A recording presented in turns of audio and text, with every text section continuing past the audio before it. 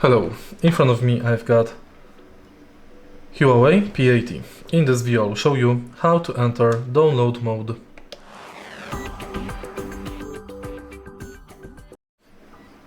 Thanks to download mode, you can download custom software to your smartphone.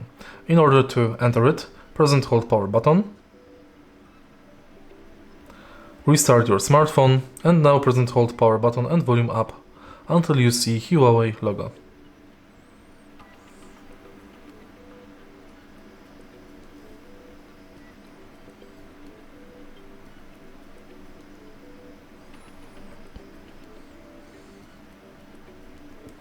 Release the buttons.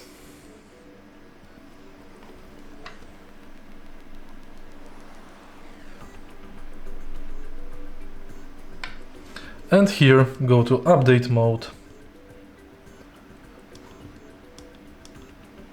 You can update it from memory card, USB mode update or eRecovery mode. If you find this video helpful, please leave like, comment and subscribe.